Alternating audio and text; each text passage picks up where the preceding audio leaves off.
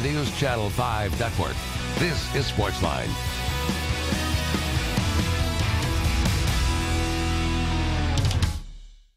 Hey there, everybody. It's Wednesday night. You know what that means. It is time for SportsLine. John Burton with you.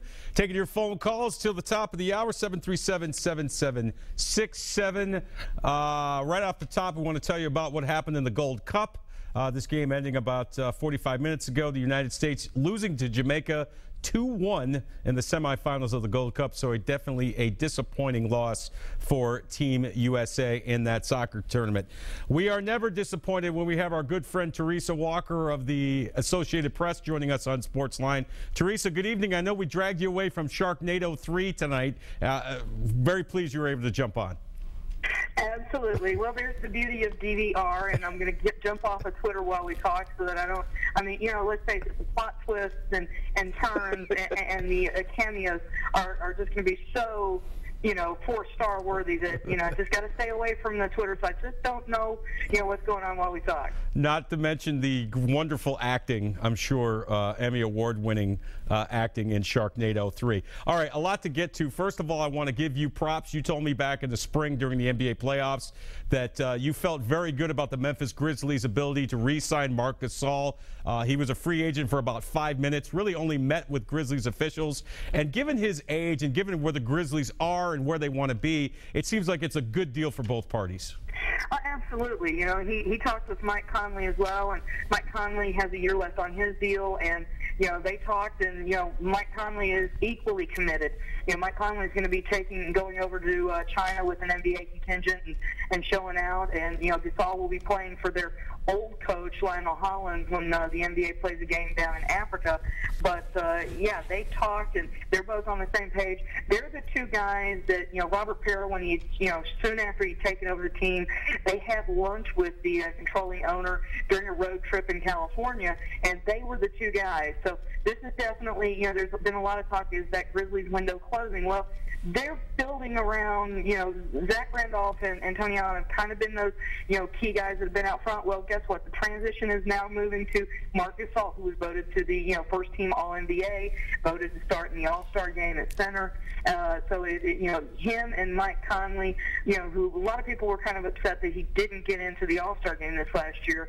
So that's who they're building around in the future. And, then they added some pieces, Brandon Wright, from Brentwood.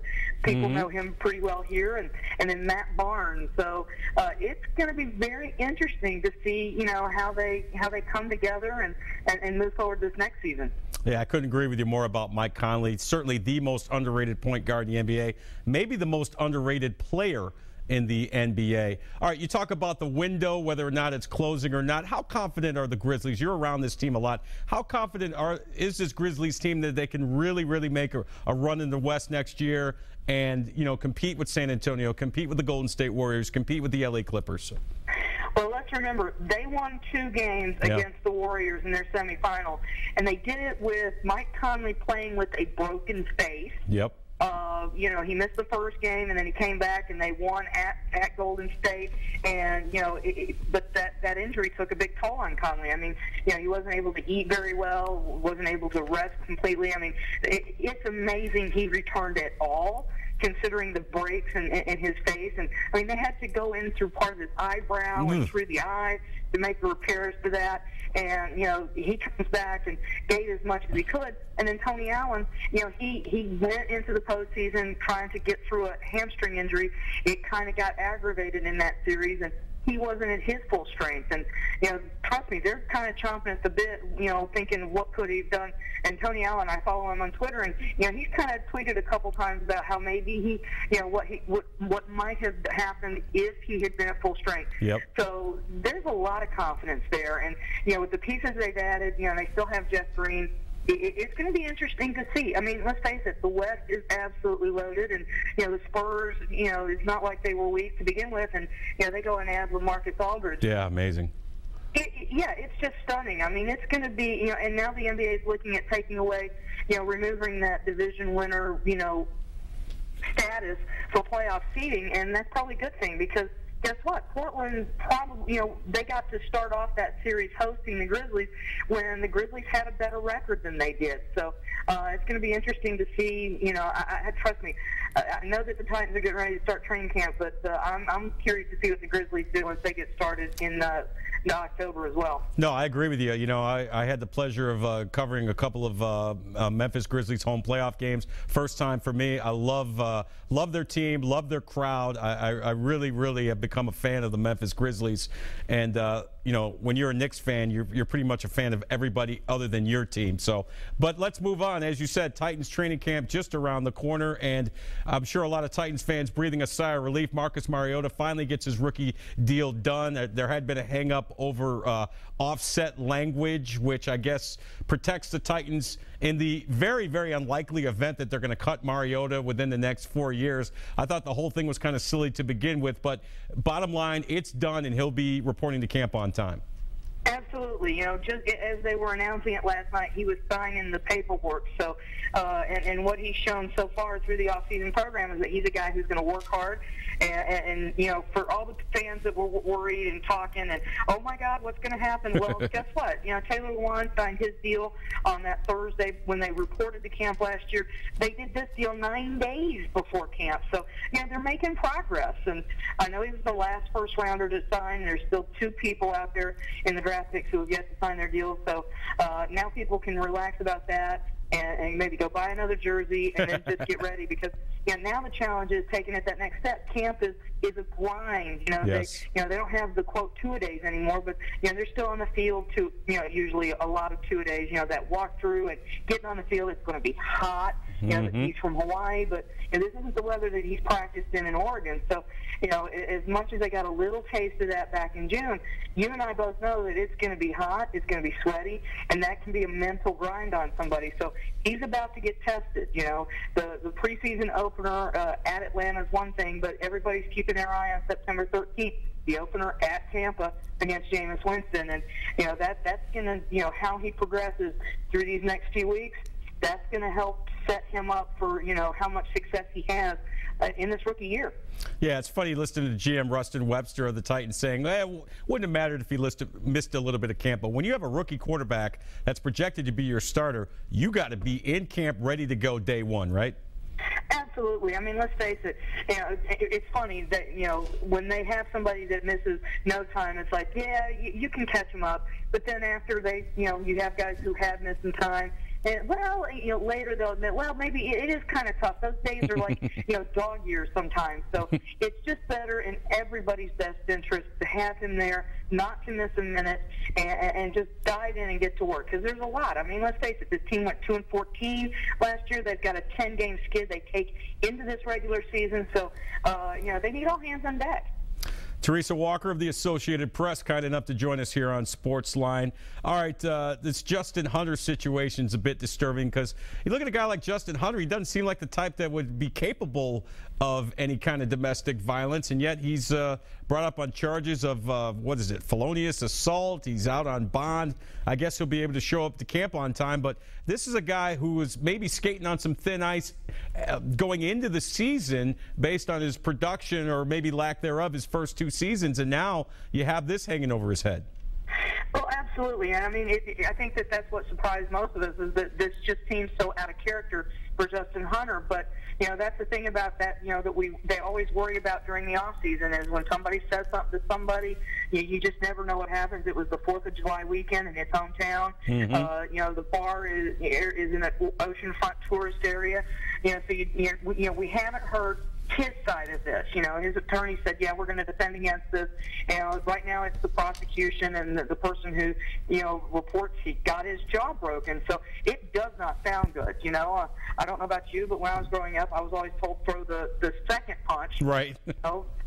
That way you've got some deniability, self-defense argument. But, that's, hey, he's going to be under a curfew that's ordered by the court. And the good thing about that, guess what? He's going to be on a curfew for the Titans. So they're going to know exactly where he's at for the next few weeks. The interesting thing will be that hearing that's scheduled for September 3rd. They wrap the preseason against Minnesota. Does he go there, take care of that? Does it get postponed? and the sooner he can make his defense and try to explain his side of what happened will be better for him. But hey, he's a second-round pick. This is his third year. Usually you get a little bit more leeway, get that fourth year. But yeah, the pressure's on. They draft Dorial Green-Beckham, bring in Harry Douglas, Hakeem Nicks. There's competition on that receiving core, and guess what? It's time for Justin Hunter with the second year in Ken Wisenhunt's offense to show that he can step up. Talking with Teresa Walker of the Associated Press. Let's move on to some college football, Teresa. SEC Media Days last week, a mixed bag of results for the teams that we concentrate on here in the state of Tennessee. The UT Vols picked second in the East in the preseason media poll based off their strong finish last year and a nice bowl win over Iowa in the Tax Slayer Bowl, and, of course, the development of young quarterback Josh Dobbs. And the Vanderbilt Commodores on the opposite end picked last in the SEC East. No surprise about Vanderbilt. Obviously, we hope that they can kind of turn things around. But were you a little surprised at how high the Vols were ranked to start the season? Not really, because remember, it's what you've done most recently that kind of sticks in folks' minds. And that win at South Carolina, the bowl win, those are things that are tough to shake off. And Butch Jones gets another strong recruiting class. Those defensive linemen that they've got in this freshman class, I can't wait to see them. So, and then you remember this: if Justin Worley doesn't get hurt for a stretch there at Georgia, they were giving the Bulldogs everything they wanted. And if not for a couple of interceptions at Oklahoma, maybe that's a game that they managed to pull out. It ended up looking worse than it actually was. So, the biggest question about the Vols is, can they stay healthy? Because they don't have the depth to survive, too many injuries, especially not at any key position. So, that offensive line has some experience now. That was the big, bugaboo last year. Nobody had, started the game. Well, now they've got those people. And, hey, the way Josh Dobbs plays, it's really easy to look at that and think, okay, with a whole off season, there should be improvement there. So, cannot wait to see what happens. And the big games, they've got Oklahoma. That's an early, tough game, but Oklahoma will be in Knoxville. Get Georgia in Neyland on October 10th. So, things could line up for them. I mean, shoot, Derek Mason last week said that, he's predicting them to go 10-2. If that happens, people wearing orange and white are going to be very happy. No question about it. And we'll see what Derek Mason does now that he's fully in charge of the defense. One thing I wanted to get to with you, Teresa, your involvement with the NBA. You've been involved with the NBA, covering the Grizzlies and the league for a long time. This Becky Hammon story is pretty interesting to me. She coaches the San Antonio Spurs to the NBA Summer League title, and now, the talk has begun. The buzz has begun. Could she possibly be a head coach in the NBA? What do you know about Becky Hammon, first of all? And second of all, do you think major North American sports is ready for a female head coach? Well, Adam Silver today said that he thinks that, we could have that sooner rather than later. I mean, Becky Hammon, here's the one thing you need to know about her. Popovich, old man Pop, he brought her on his coaching staff. And they trusted her enough to go coach the Summer League. And, let's face it, for a lot of teams it can be kind of that throwaway. If you've got a veteran team like the Spurs have, it's like, well, some of these guys we've got on the Summer League team aren't going to get a chance to play. But they sent her there because, guess what? He trusts her. And what she do? She goes and she wins the Summer League. Now, that's not going to count for anything once the season starts, but it just shows that she's got a rapport and the ability to coach these guys at that level that, it's not everybody can do it. Shoot, ask John Calipari. It isn't easy, and you have to have that touch, and she's got that. And she's worked with the Spurs now for a bit, and they absolutely trust her. And it's going to be very interesting. There's been a lot of guys hired off of Greg Popovich's staff. Maybe Becky Hammon becomes the next one to go and makes a little history as the first woman to coach in the NBA as a head coach. Well, if she can win, I'm a Knicks fan. She can come to the Knicks and get us to 45 wins and get us in the playoffs. I'm all for it. I think it's a fascinating story. I really do. Teresa, thank you so much for the time. Go back to watching Sharknado 3. Enjoy it, and we'll see you in a little over a week when we're sweating it out at Titans training camp. Can't wait for that. Thank you so much, John. All right, Teresa Walker of the Associated Press. Follow her at Teresa M. Walker on Twitter. Kind enough to join us on this Wednesday night. We'll take a break, and we will come back, and we will hear from the newly signed Marcus Mariota, his first comment since signing his contract. You'll hear that and so much more. Plus your phone calls. I know Phil, I'm sure, wants to call about Becky Hammond. We'll get to that and more next.